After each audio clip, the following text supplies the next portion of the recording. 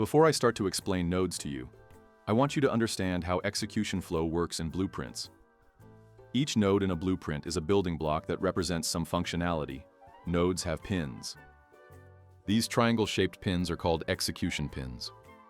They control the flow of logic and determine the order things happen. You connect nodes by dragging a line from one execution pin to another. Execution wires are usually white. Execution wires flow left to right, starting with an event node. So if you look at the graph, when we start the game, execution flow will start from event begin play. It will move to the right, to the print string node. It will trigger that node, and that node will do something. Then it will move to the right again. When it comes to delay node, it will trigger that node, and that node will do something. And then again it will move to the right, to the next node, and that node will also do something.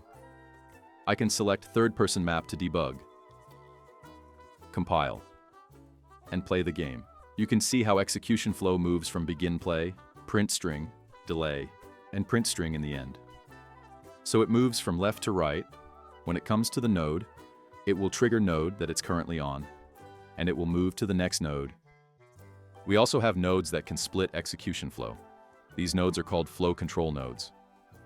For example, we have node called branch node. So your script can move in different directions depending on condition. If I set a condition to be true, and if I play the game, you can see the execution flow goes to the true.